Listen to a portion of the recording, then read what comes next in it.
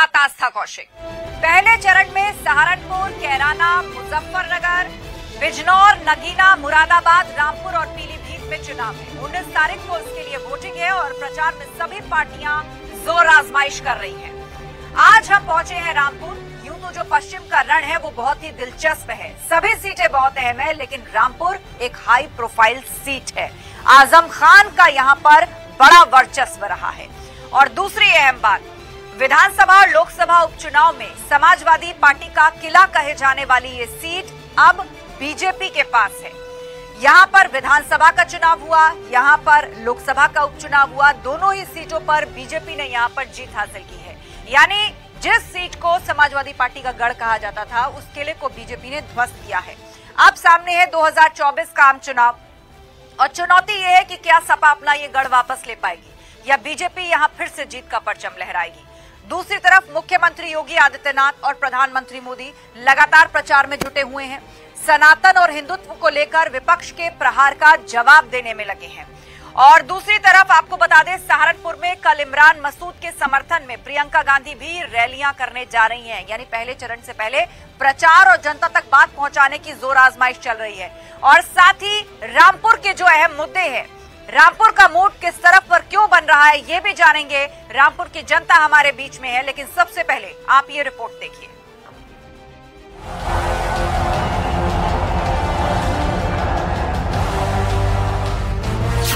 आखिरी दौर में प्रचार, मोदी योगी की हुंकार।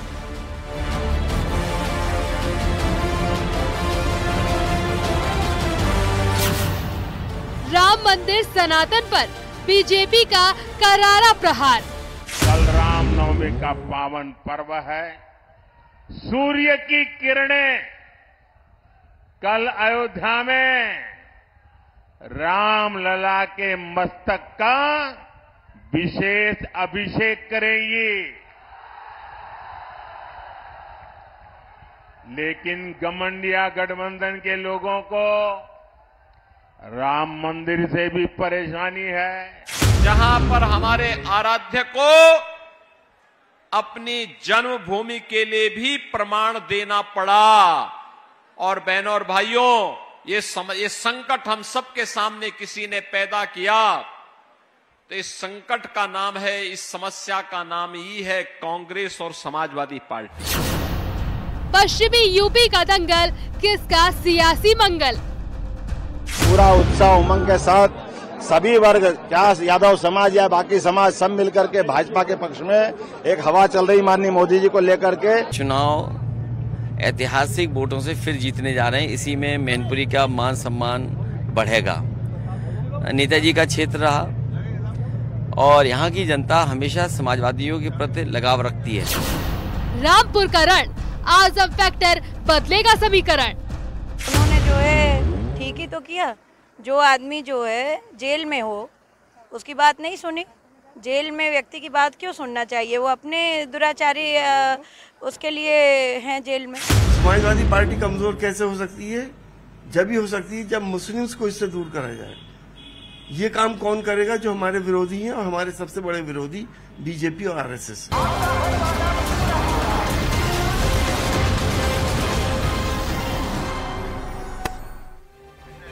तो चलिए चर्चा की शुरुआत करते हैं और सभी पार्टियों का पक्ष रखने के लिए तमाम नेता हमारे बीच में, लेकिन उसके साथ ही साथ रामपुर की जनता भी है। जोरदार तालियां रामपुर की जनता के लिए, जो यहाँ से लोकल मुद्दों पर बात करेंगे और परखेंगे भी सरकार के कामकाज को, बताएंगे मूड क्या है। जोरदार तालियों के साथ स्वागत कीजिए। बीजेपी प्रवक्ता शीश गुप्ता जी हमारे बीच में हैं। कांग्रेस नेता मतीउर रहमान बबलू जी कांग्रेस का पक्ष रखेंगे। जोरदार तालियां। बसपा नेता सदाकत हुसैन साहब हमारे बीच में हैं। समाज सेवी सरदार निर्मल सिंह जी यहाँ पर बात करेंगे जनता के मुद्दों की। राष्ट्रीय अध्यक्ष उद्योग व्यापार प्रतिनिधि मंडल संदीप अग्रवाल सोनी हमारे बीच में। जोरदार तालियां। चर्चा की शुरुआत और सबसे पहले कांग्रेस का हम रुख करते हैं, मतलब गठबंधन का पक्ष रखेंगे। कांग्रेस और समाजवादी पार्टी दोनों का गठबंधन है। अब उसी नाते सवाल मैं आपसे पूछ रही हूँ, यहाँ का अगर जातिगत समीकरण देखा जाए या धार्मिक समीकरण देखा जाए तो अल्पसंख्यक यानी मुस्लिम आबादी बड़े पैमाने पर है। अभी तक इसको सपा का गढ़ कहा जाता था, लेकिन बीजेपी ने इस किले को ध्वस्त कर दिया। 2024 के लिए अब आप क्या कहना चाहेंगे? 2024 में इंडिया गठबंधन के प्रत्याशी मैंने समाजवादी रामपुर में प्रत्याशी दिया है अखिलेश यादव जी ने। आज पूरे देश में एकमात्र नेता राहुल गांधी ऐसा है जिसने माननीय प्रधानमंत्री नरेंद्र मोदी जी की आंख में आंख डाल करके और कन्याकुमारी से कश्मीर तक और मणिपुर से मुंबई तक किसान, बेरोजगारी, व्यापारी, गरीब, मजदूरों की समस्याओं को सुनने का काम किया है। लेकिन ये भी कहा जा रहा है कि आप लोग इतना बड़ा दावा कर रहे हैं, कांग्रेस देश में कुल कितनी सीटों पर चुनाव लड़ रही है, मुझे बताइए। नहीं, चूंकि देश के जो हालात है, देश में अंबेडकर के संविधान बचाने का सवाल है, देश को बचाने का सवाल है, इसलिए हमने तमाम राज्य की पार्टियों से समझौता किया और कुर्बानी दी है इस देश को बचाने के लिए। और इस देश का इतिहास है, कांग्रेस ने देश के लिए कुर्बानी दी है। सोनिया गांधी ने प्रधानमंत्री पद पे लात मार दी थी और ये कहा था मैं देश की सेवा करना चाहती हूँ। हमने देश की सेवा करने का काम। ठीक है, बीजेपी के पास चलते हैं। यहाँ पर कांग्रेस की तरफ से बहुत बड़े दावे किए जा रहे हैं। उनका कहना है कि आम जनता के मुद्दों को राहुल गांधी ने ही छुआ है। राहुल गांधी सिर्फ पर्यटन पर निकले हुए हैं। वो कह रहे हैं कि कुर्बानी देश के लिए, ये असल में राहुल गांधी कांग्रेस को कुर्बान कर रहे हैं। इनके पास कोई मुद्दा नहीं है, क्वेश्चन नहीं है, कभी कुछ कहते हैं, कभी कुछ कहते हैं, बगैर किसी मुद्दे के चुनाव में जा रहे हैं। आपने सही सवाल किया, जो पार्टी 250 से भी कम सीटें लड़ रही है वो सत्ता में क्या आएगी? 50 सीटें पिछली बार इनके चुनाव में कुल थी। और जो रामपुर से जिस कैंडिडेट के लिए चुनाव लड़ने आ रहे हैं, इनका उससे खूब तनातनी समाजवादी कांग्रेस की रही है। आज ये कह रहे हैं, आज इनको यही नहीं पता कि हमारा कैंडिडेट समाजवादी का क्यों नहीं आ रहा है। कल समाजवादी के कैंडिडेट जो खड़े हुए, उन्होंने 2 काम इतने गलत किए रामपुर में कि कल बाबा साहब अम्बेडकर के जन्म दिवस के ऊपर एक जुलूस निकलता है, उसमें सब लोग सम्मान करते हैं, फोटो पे हार फूल चढ़ाते हैं, वो निकल के भाग गए। सारे जाटव समाज के लोग, सारे अम्बेडकर के जो फॉलोअर हैं, बच्चे सब लोग फॉलोअर हैं, सब नाराज हो गए। सब आज पूरे शहर में इस बात की चर्चा है। दूसरा जो कैंडिडेट रामपुर से आया है, उसके व्यक्तिगत चरित्र पे काफी टिप्पणियां यहाँ पर लोकल चैनल ने चलाई हैं और काफी बदनामी उस आदमी के रामपुर में हुई है। और मैं जान रहा हूं आज समाजवादी का कोई कैंडिडेट इस प्लेटफॉर्म पे क्यों नहीं है। ये इसलिए नहीं है कि उनके पास रामपुर के लोगों के जवाब नहीं है। पूरी समाजवादी पार्टी का कोई कार्यकर्ता, हम आज 30-20 साल से चुनाव लड़ा रहे हैं, जो लोग सामने खड़े होकर हमारे बूथों पर लड़ते थे, चुनाव लड़ाते थे, इन टीवी की चैनल की बहस में हमसे बहस करते थे, आज एक आदमी उनमें से नहीं है, सब घर बैठे हुए हैं। चलिए जनता से पूछेंगे कि कौन कौन उनके घर पर पहुंच रहा है और क्या पूर्व की सरकारों में हुआ और क्या कोई परिवर्तन वो देख पा रही है। बताइए, बसपा का भी कैंडिडेट जो है वो मैदान में है इस बार। समाजवादी पार्टी और बीजेपी के बीच में कहा जा रहा है फाइट है। आप यहाँ पर आए किस लिए? देखिए, फाइट समाजवादी पार्टी और भारतीय जनता पार्टी के बीच नहीं है। मुकाबला सीधे सीधे बसपा से ही होना है। भारतीय बहुजन समाज पार्टी के प्रत्याशी बहुत वोटों से रामपुर में चुनाव जीत रहे हैं, इस बार इतिहास लिखने के लिए जा रहे हैं। और मैं बता दूं, भारतीय जनता पार्टी के पास इस टाइम पर कोई मुद्दा नहीं है, क्योंकि सारे मुद्दे भारतीय जनता पार्टी के खत्म हो चुके हैं। भारतीय जनता पार्टी ने ईडी सीबीआई को चंदा लो और धंधा दो की इस्तेमाल करा जा रहा है। भारतीय जनता पार्टी ने इलेक्टोरल बॉन्ड के नाम पे करोड़ों रुपया, कई हजार करोड़ रुपया देश में उद्योगपतियों से वसूला है ईडी और सीबीआई के थ्रू। 5 के वैक्सीन बनाने वाली कंपनी से 500 करोड़ रुपया, जो बीफ कारोबारी जो कंपनियां थी उनसे कई हजार करोड़ रुपया भारतीय जनता पार्टी ने लिया है। ठीक है, तो आप रुकिएगा, 6,500 करोड़। मैं लौटूंगी, एक सेकंड, जनता के बीच में चलते हैं। इधर आइए, क्या कहना चाहते हैं आप? क्या नाम है आपका? मेरा नाम विशाल। मैं इनसे ये कहना चाहता हूं कि कांग्रेस जो गठबंधन बनाया है, इनका घोषणा पत्र सब पार्टियों का अलग और सबके मुद्दे बिल्कुल अलग, तो ये कहां पर चुनावी इनका स्टंट है दोनों का। दूसरी बात, भाजपा की ये बात कर रहे हैं, कौन इलेक्टोरल बॉन्ड में किसको नहीं मिले पैसे? मुंह खुलवाएंगे तो सबके लिए हैं, सभी ने लिए हैं पैसे। ये तो हमारे प्रधानमंत्री, हर पार्टी का डेटा है, किसने इलेक्टोरल बॉन्ड को कैश कराया, कहां से कितना आया, हर पार्टी का डेटा है, सभी का डेटा है, ट्रांसपेरेंसी के लिए ट्रांसपेरेंसी है। अब उन्होंने कहा कि कुछ कमी हुई है तो उसको आगे भविष्य में सुधार भी करेंगे। और हाथ उठाइए, कोई कुछ कहना चाहते हैं अपनी बात। आइए सर, आप आइए। हाँ। मैडम जी, आपने कहा कि आजम खां का किला रहा है ये, अब कोई किसी का किला नहीं है, मोदी जी का किला हो गया है। और पूरा रामपुर के जितने भी लोग हैं सब मोदी जी के साथ हैं। और अब कैसे देखना आप, मोदी जी ऐसा क्यों है? ये इतना बड़ा परिवर्तन क्यों हुआ? यहाँ तो कहा जाता था कि गली कूचों में आजम खान का नाम है, या उनकी मर्जी के बगैर कोई फैसला या पत्ता यहाँ पर नहीं हिलता है। किसी की उनके पहले भी कोई पत्ता, हम पहले से 20-25 साल से भाजपा के साथ हैं और आज इतना पूरा समाज जो है पूरा भाजपा के साथ लगा हुआ है। अब कोई किसी का किला नहीं है, सिर्फ मोदी जी और योगी जी का किला है। क्या नाम है आपका? मैं बताता हूँ आपको क्यों है ये, मैं बताता हूँ। क्या नाम है आपका? मेरा नाम फूल खान है। ये बताइए, इस परिवर्तन की वजह क्या है? क्या कामकाज देखा? किस बात से आप लोग प्रभावित हैं जो ये इतना बड़ा परिवर्तन इसलिए है कि मोदी जी की सच्चाई और लोगों का जो विकास हुआ, आम जनता का, गरीब लोगों का, उसको लेकर लोग साथ हैं मोदी जी के। और एक बात ये, जो किसान आंदोलन चल रहा है, वो किसान वो वाले लोग हैं जिनके पास 200-300 बीघे जमीन है, और जो गरीब किसान है जिसके पास 20 बीघे 25 बीघे, वो सब मोदी जी के साथ खड़े हैं और हर समाज मोदी जी के साथ खड़ा है। ठीक है, आप बीजेपी से हैं, ऑफिशियली कार्यकर्ता हैं आप? देखिए, ऐसा है, भारतीय जनता पार्टी के साथ आज लोग क्यों है, आपने सवाल ये किया इनसे। पार्टी के साथ होने का मकसद यह है कि पार्टी ने, भारतीय जनता पार्टी की केंद्र और प्रदेश की दोनों सरकारों ने जितनी भी योजनाएं चलाई, हर योजना में हर समाज को, खासकर अल्पसंख्यक समाज को बराबर से शामिल किया और बहुत बड़ा लाभ रामपुर में मुस्लिम समाज को मिला है। इस वजह से सारी पार्टियां मैं लौटूंगी। 2 पैनलिस्ट और हैं हमारे बीच में, वो अपनी राय रख लें। सीधे रुक करते हैं। सर, आप समाज सेवी हैं, सबके बीच में आपका मिलना जुलना होता होगा। आपको लग रहा है कि असल मुद्दे एड्रेस हुए हैं? क्या ये परिवर्तन जिसकी जनता बात कर रही है, वाकई उन्होंने महसूस किया है कि कुछ चीजें ऐसी थी जो पूर्व में नहीं थी, अब उनमें बदलाव हुआ है? देखिए, सबसे बड़ी बात ये है कि हमें जो है, जो सर्व समाज को लेकर के साथ चले, हमें वो ही सांसद चाहिए। और ऐसा सांसद नहीं चाहिए जो कि बाहर से यहाँ पर ला करके थोप दिए जाए।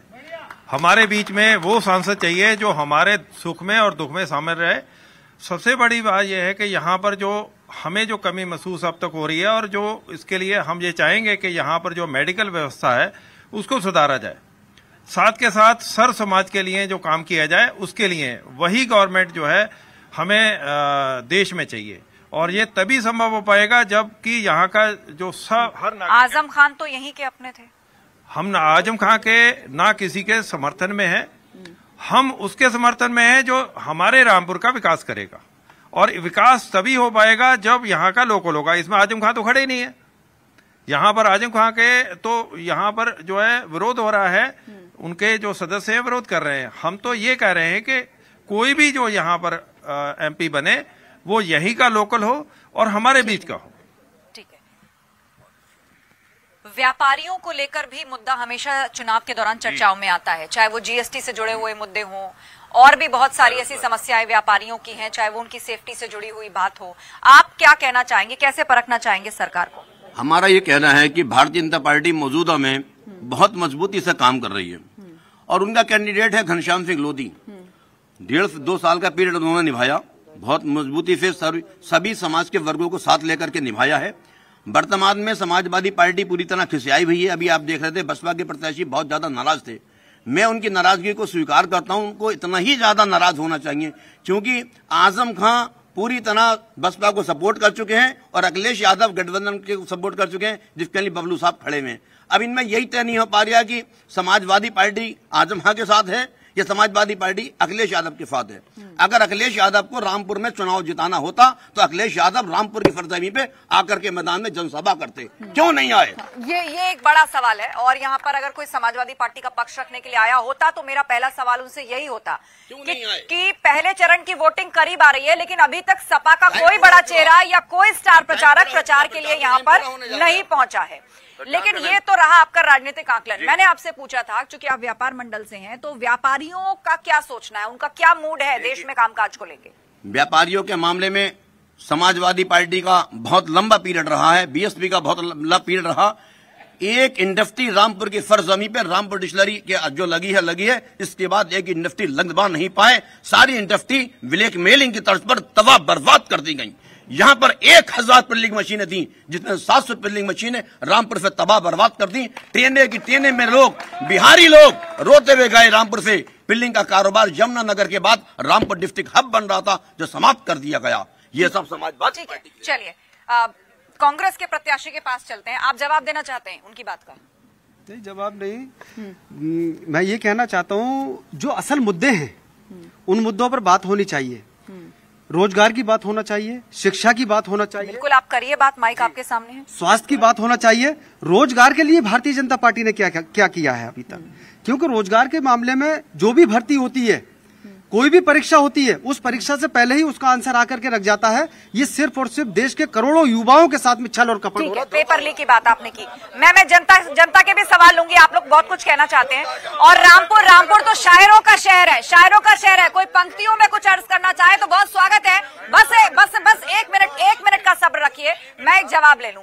आप चूंकि गठबंधन के ही को रिप्रेजेंट कर रहे हैं, आप समाजवादी पार्टी तो यहाँ पर है नहीं, क्या कमजोरी से सपा यहाँ पर फाइट कर रही है? कोई बड़ा चेहरा यहाँ प्रचार के लिए नहीं आया, वोटिंग करीब आ रही है?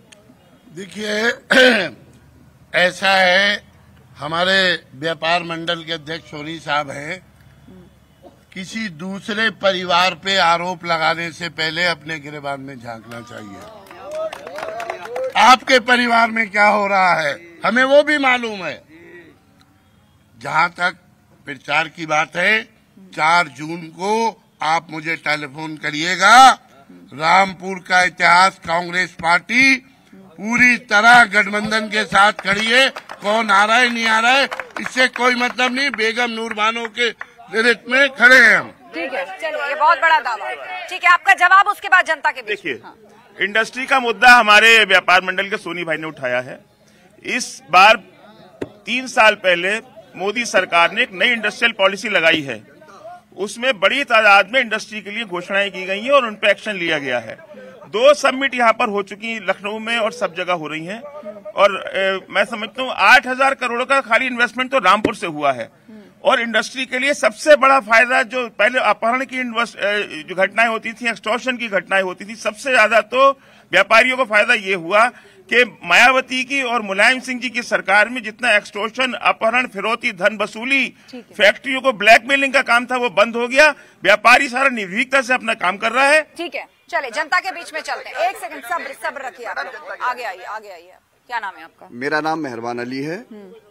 इस बार गठबंधन के प्रत्याशी को बेगम नूरबानो साहिबा का आशीर्वाद प्राप्त हो गया है। सीनियर लीडरशिप को जनता की राय है, किसी को यहां आने की कोई आवश्यकता है ही नहीं। कम से कम 2 लाख वोटों से जीतकर गठबंधन के प्रत्याशी जा रहे हैं। और राहुल गांधी इस देश में गरीब की, किसान की, वो सब ठीक है, लेकिन मैंने पूछा कि आप प्रचार के लिए आपका कोई सीनियर चेहरा मैदान में नहीं है। ये तो आपने अपनी राय व्यक्त कर दी। एक सेकंड, देखिए, चुनावी भाषण नहीं, उसके लिए वो मंच पर खड़े हैं, वो चुनावी भाषण नहीं, जनता की तरह अपनी राय रखिए। मैडम, आपने बात पूरी मैं ये कहना चाहती हूँ, बैठिए आप, भारतीय जनता पार्टी में इस बार नहीं, आप बैठिए। आप आपके वो तो आए नहीं है रिप्रेजेंटेटिव, आप यहाँ पर बैठकर चुनावी भाषण दे रहे हैं। हमने भाजपा में ये देखा, आप अपने प्रत्याशी के बयान देखिए बैठकर, हंगामा मत बताइए। इनको लेकर के जाइए। मैं आपके कहने से बात नहीं करूंगी। आपको माइक दिया गया, आप चुनावी भाषण दे रहे हैं। आप कह चुके, आप कांग्रेस से हैं, सपा से हैं, जहां से भी हैं, आपको बोलने का मौका दिया गया। मुझे आपके साथ बहस में नहीं पड़ना। मैडम, आप महिला है, लॉ एंड ऑर्डर पर आप बताइए, क्या कुछ बदला है यहाँ पर? रामपुर में क्या हुआ है? रामपुर में बहुत कुछ बदला है। पहले जब समाजवादी की सरकार थी, हमारी बहू बेटी सुरक्षित नहीं थी, हम लोग डर के घर से निकलते थे। आज का ये दौर है कि हम रात को 12 बजे भी कोई महिला घर से निकल रही है, कोई फर्क नहीं पड़ रहा। हम आराम से, इस टाइम भी हम अकेले आए हैं यहाँ पे, हमें कोई डर नहीं, कोई खतरा नहीं, प्रशासन पूरा साथ दे रहा है। और मोदी जी इतनी योजनाएं लेके आए हैं महिलाओं के लिए, अगर मैं गिनाती रहूंगी तो रात हो जाएगी। तो इसलिए मैं कह रही हूँ, ये भाजपा की सरकार सबसे सुरक्षित, सबसे अच्छी है महिलाओं के लिए। आप बताइए, आपकी क्या राय है? आप कुछ कहना चाहते हैं? हाँ बेटा जी, मैं BSF से अफसर रिटायर हूँ। मैं नेशनल आदमी हूँ। मोदी सरकार ही आनी चाहिए ताकि हर एक का भला हो। बहुत बढ़िया काम कर रही है मोदी सरकार, और मोदी सरकार ही आगे आनी चाहिए। ठीक, आइए आप। क्या नाम है सर आपका? आप आइए। मैं 1 सेकंड आती। क्या नाम है आपका? फरहत अली खान मेरा नाम है। बताइए फरहत साहब। देखें, ऐसा है कि जो मोदी ने जो मोदी जी ने यहाँ पर देशभक्ति की भावना ओतप्रोत की है पूरे देश के हर नागरिक ने, आपके टीवी 18 के माध्यम से मैं एक शेर के माध्यम से मैं वो अपनी बात कहना चाहता हूँ कि मैं किस मिट्टी का हूँ यारो, मेरी पहचान लिख देना। मैं किस मिट्टी का हूँ यारो, मेरी पहचान लिख देना। मेरे नाम के आगे फकत इंसान लिख देना। मेरे माथे पे, ये मुसलमान करें, मेरे माथे पे न धर्मों के टिकट चस्पा करना।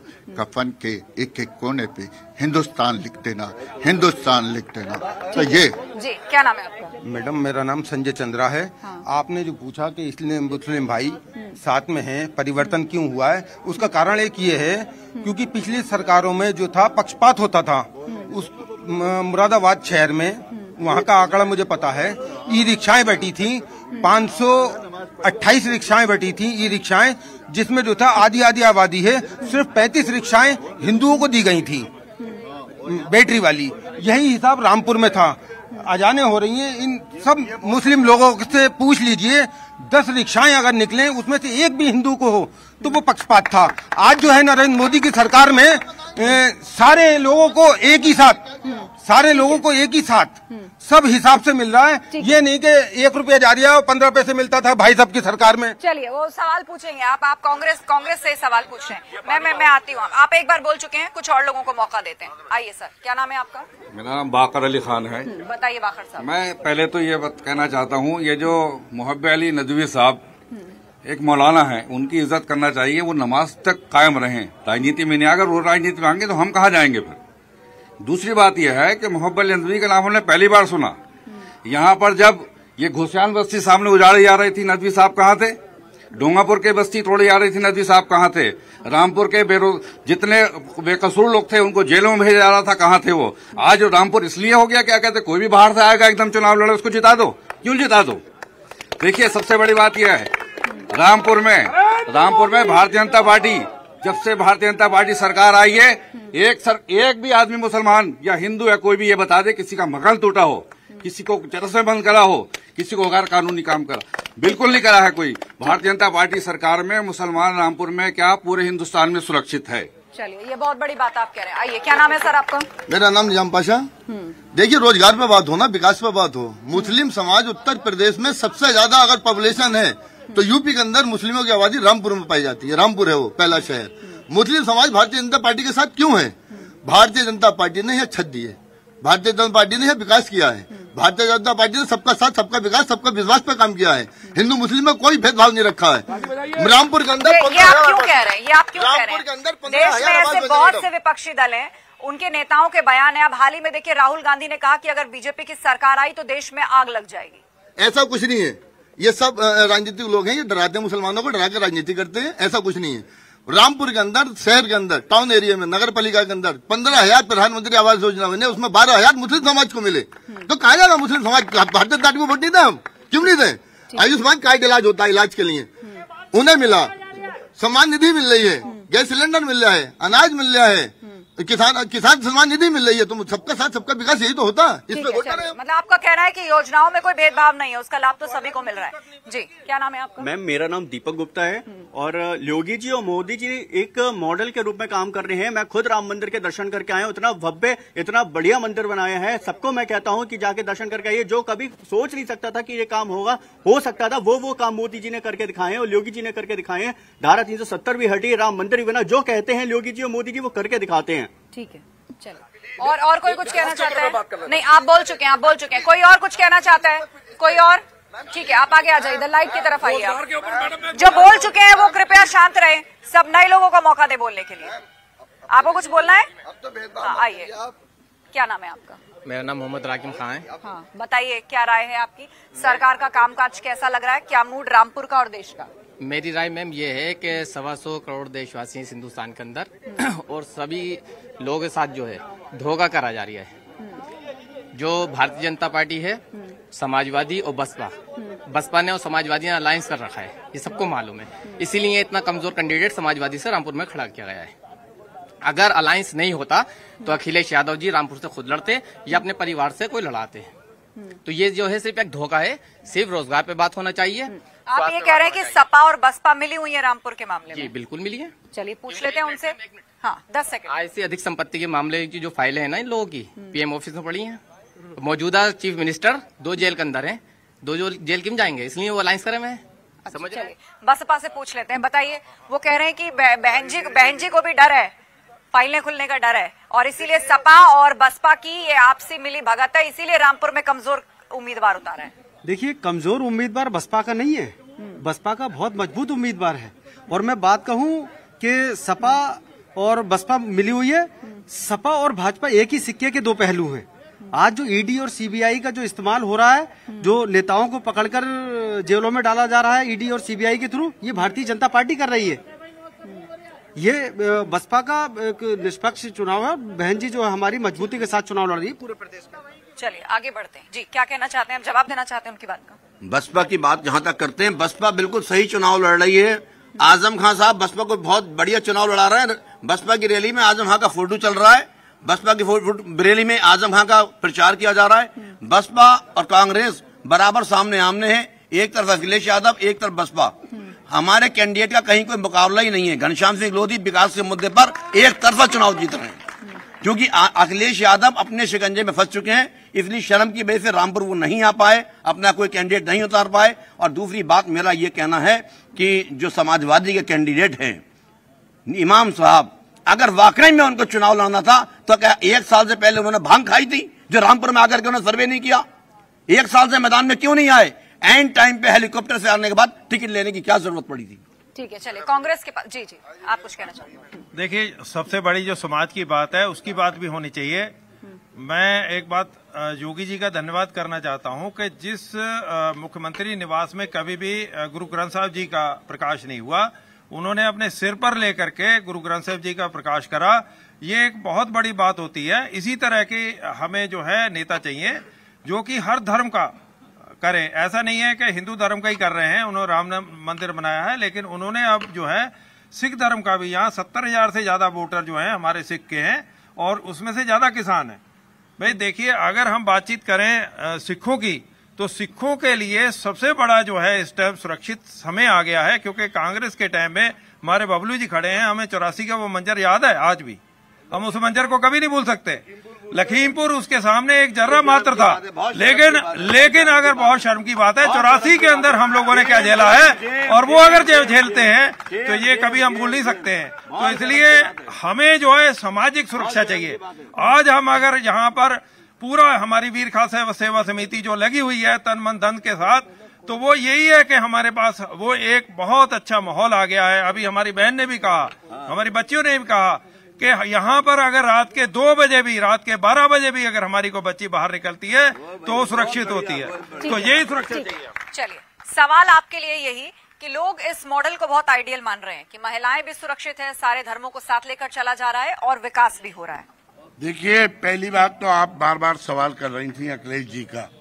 मैंने स्वयं कहा है, प्रियंका गांधी और अखिलेश यादव 4 जून के बाद रामपुर जनता का धन्यवाद करने आएंगे। तो मुझे बताइए, एक सेकंड, आप कह रहे हैं 4 जून के बाद आएंगे, कम से कम अब तो आ जाते, प्रचार में तो आ जाते। जो प्रचार में नहीं आए, आप कह रहे 4 जून के बाद आएंगे। इनके लिए हम ही काफी है। दूसरी बात, आपने सवाल किया, पिछली बार 35,000 वोटों में सिमट गए थे। बोलिए। ऐसा है, ये जो बात कर रहे हैं हरियाणा में, जो हरियाणा के बॉर्डर पे किसानों का हाल हुआ, सरदारों का हाल हुआ, लखीमपुर में टैनी ने सरदारों को गाड़ी से रौंद दिया किसानों को, जो पिछले 2.5 साल 1 साल किसान बॉर्डर पे बैठा रहा, और अभी पिछले महीने लगभग हरियाणा के बॉर्डर पे क्या हालत हुई है। चलिए पूछते हैं उनसे, वो पंजाब के किसानों की बात कर रहे हैं। देखिए, जहां तक आपको याद होना चाहिए कि किसानों ने आंदोलन करा था, आंदोलन जो था वो शांतिमय था, उसके अंदर जो भी कैजुअलिटी हुई है उसके लिए गलत है ये। लेकिन मैं ये भी कहना चाहता हूं कि उसी मोदी जी ने गुरु नानक देव जी के बर्थडे पर जाकर के हमारे गुरुद्वारे में माथा टेक करके वही किसान आंदोलन जो है वापस ले लिया था।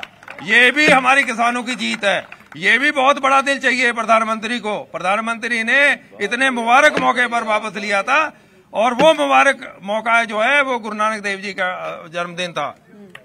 बहुत बढ़िया बात है, माननीय प्रधानमंत्री जी ने सारे वर्गों को साथ लेकर के रखा है। और बबलू साहब जो बात कर रहे हैं गठबंधन, इंडिया गठबंधन की तरफ से कह रहे हैं हम अकेले काफी हैं, ये पूरे अकेले 35,000 पर भारी पड़ गए थे। 35,000 वोटों के साथ ये मैदान में खड़े थे। अब की बार में कहां टिकेंगे, इनका चुनाव तो खाली बीएसपी से है। ठीक है, बीजेपी का रुख करते हैं जी, आप बताना चाहते हैं सवाल। ये बबलू साहब का जो बात कह रहे हैं मैं आपको बता दूं, इस चुनाव में हमारा नारा तो है कि भारतीय जनता पार्टी 400 पार, और इनका नारा होगा अब की बार इटली पार। अब किसे नेहरू गांधी परिवार सब इटली चला जाएगा, कोई इंडिया में नहीं रहेगा। ये इनका आखिरी चुनाव होगा, मैं आपको दिखा दूंगा। नहीं, ऐसा क्यों होगा? ये तो चुनावी भाषण हुआ। ऐसा इसलिए होगा कि अभी राम मंदिर बना, कांग्रेस ने बहिष्कार कर दिया। अरे इतनी तुष्टीकरण की राजनीति, किन किन लोगों का साथ रख रहे हैं? जिन्होंने जेएनयू में नारे लगाए देश के टुकड़े टुकड़े होंगे, वो इनका कैंडिडेट है दिल्ली से। आज इनकी पॉलिसी देखिए आप। आज जिन लोगों ने इनको सत्ता से बाहर करा, आम आदमी पार्टी, तृणमूल कांग्रेस, ये आज उनकी गोद में बैठे हैं। इन्होंने अपनी राजनीति की कोई भी इस तरह की चीज नहीं छोड़ी जो इनकी नीति हो। नीति आधारित राजनीति खत्म कर दी। इनकी एक नीति थी कि बीजेपी हराओ, चाहे हमारा सत्यानाश हो जाए। उसी नीति पे चले और आज अपनी पार्टी को बर्बादी के रास्ते पे ले गए। ये राहुल गांधी जब तक हिंदुस्तान में है हमारे लिए तो अच्छा कर रहे हैं। ये अब से पिछली बार 50 से अब की 5 पे रह जाएंगे, और उनका शुक्रिया कि वो आपकी से इटली पार हो जाएं।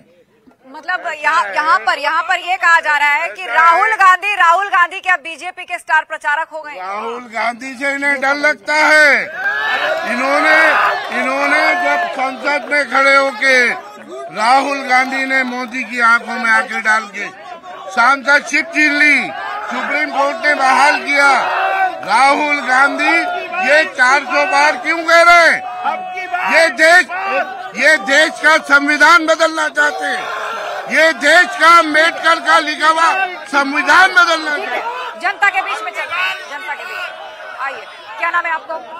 मैम मेरा अजमान खान है, मैं पेशे से वकील हूँ। मैम मेरा सवाल बीजेपी वालों से ये है, महंगाई कहाँ जाएगी मैम? जो महंगाई हमारी 100 रुपए तेल हो रहा है, पेट्रोल हो रहा है मैम, क्या पेट्रोल हमारे 400 पार जाएगा इस बार भी? ठीक है, और कोई कुछ कहना चाहता है? हाँ, आप बोल चुके हैं। आप एक सेकंड। मैम मैं ये चाहता हूँ विकास पे बात होना चाहिए, रोजगार पे। हिंदुस्तान में बिल्कुल रोजगार नहीं है, न विकास है। युवा भटक रहा है। ठीक है, महंगाई रोजगार, मुद्दों की बात करें, मुद्दों की। अभी भाजपा के प्रवक्ता ने कहा अब की बार 400 पार, लेकिन सच्चाई ये है इस देश में अब की बार भाजपा तड़ी पार। इसलिए इस बार इस देश के चुनाव में विकास की बात होनी चाहिए, शिक्षा की बात होनी चाहिए, स्वास्थ्य की बात होनी चाहिए। उत्तर प्रदेश में स्वास्थ्य के हालात ऐसे हैं कि उत्तर प्रदेश सरकार के कैबिनेट मिनिस्टर की वालिदा का इंतकाल हो जाता है, लेकिन लखनऊ के एम्स को शुद्ध नहीं है। ऐसा आरोप मैं नहीं बल्कि उत्तर प्रदेश सरकार के कैबिनेट मंत्री ओम प्रकाश राजभर ने उत्तर प्रदेश के स्वास्थ्य के हालातों पर स्वयं लगाया है। मैडम अब की बार 400 पार, अगली बार बॉर्डर पार। ये कश्मीर जो है अंदर होगा, जो पाकिस्तानी है कब्जे में है वो अंदर होगा। लेकिन विपक्ष तो ये कह रहा है कि चीन अंदर घुसकर बैठा है, उस पर सरकार जवाब नहीं। ये सब कांग्रेस के लोग जो हैं ये अफवाह फैला रहे हैं। इनके पास कोई मुद्दा ही नहीं बचा है। राहुल गांधी अब ये झूठ बोल रहे हैं। इनसे रमजान का महीना के मोदी जी डर रहे हैं। इनसे सिर्फ इतना सा पूछ लीजिए, एक मिनट पहले मेरी बात कर। इनसे सिर्फ इतना पूछ लीजिए, रमजान के पाक महीने में उसके बाद गुजरा है, उसकी कसम खाके कि मोदी जी राहुल गांधी से डरते हैं। ये अगर कह दे सच, देखिए इस बार सिलेंडर के दाम, सिलेंडर मुद्दे की बात होनी चाहिए, सिलेंडर के दामों की बात। आज के दिन में मैं, मेरा बेटा प्रेसिडेंट है व्यापार मंडल का, हम उससे जुड़े हुए हैं। हम डेली 100 जो बेरोजगार या कोई भी है जो जिनको कोई सुनता नहीं है उनका यहाँ दरबार लगता है, और 100 एप्लीकेशन रोज मेरा बेटा जो है उसको निपटाता है। 400 रोजगार। ये जो एक मिनट रुकिए। ये जो 400 रुपए का सिलेंडर बता रहे हैं, मैं इनसे पूछना चाहता हूं कि 15-20 साल पहले जो इनका मकान 3 लाख रुपए का हुआ करता था, आज वो 30 लाख का है, तो ये 3 लाख में मकान देंगे? मैम, रोजगार के ऊपर जो बहुत लोग बात कर रहे हैं, शांति से सुनिए। एक बहुत जरूरी बात, आज 10 साल में जो माहौल बना है, आज टेस्ला कहाँ है? टेस्ला चाइना में काम कर रही है, टेस्ला जर्मनी में काम कर रही है और टेस्ला अमेरिका में काम कर रही है। चौथा देश जो है वो भारत बनने जा रहा है। क्या टेस्ला छोटी मोटी है? $3 बिलियन खर्च करने आ रहा है वो यहाँ पर। तो ये क्या माहौल नहीं है? रोजगार कहाँ से आएगा? रोजगार इतने बड़े देश में ऐसे ही तो काम होगा। एप्पल ने अपना प्रोडक्शन डबल करा है। यहाँ से फोन पर के बाहर जाएंगे तभी तो हमारे पास एक्साइज ड्यूटी मिलेगी। आगे जाके बोल। कांग्रेस के समय इकोनॉमी 2 ट्रिलियन की, आज 5 ट्रिलियन है सिर्फ 10 साल में। बढ़िया। देखिए, गैस सिलेंडर के दाम कांग्रेस की सरकार थी 400 रुपए का था, आज 1200 रुपए का है। डीजल 60 रुपए था, आज 100 के पार है। पेट्रोल 100 के पार है। आज गरीब की बात कोई नहीं कर रहा है। मेरी अपील है, आप लोग सीटों पर बैठिए, आप लोग सीटों पर बैठिए। सिलेंडर लेने में मारा कुटी हुआ करती थी, अब कांग्रेस की सरकार थी। महीने की लंबी लाइनें, कभी सिलेंडर नहीं मिलता था।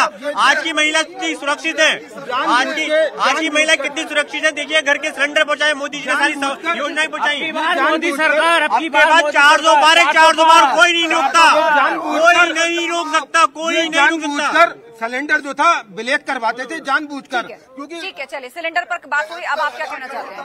जितना मुस्लिम लोगों के लिए करा है योगी जी ने, जैसे आपके आवास योजना के मकान दिए हैं और क्या कहते हैं और भी चीजें करी, जो जितना मुस्लिम को फैसिलिटीज मिली है इतनी हिंदू को नहीं मिली है। यही कहना चाहेंगे योगी जी और मोदी जी हिंदू मुस्लिम में भेदभाव बिल्कुल नहीं करते हैं। चलिए, आप सभी लोग अपनी सीट पर बैठिए, मैं वापस लौटूंगी। इधर के कुछ सवाल ले लेते हैं। जी, क्या नाम है आपका? जी, मेरा नाम मोहम्मद आलिम है।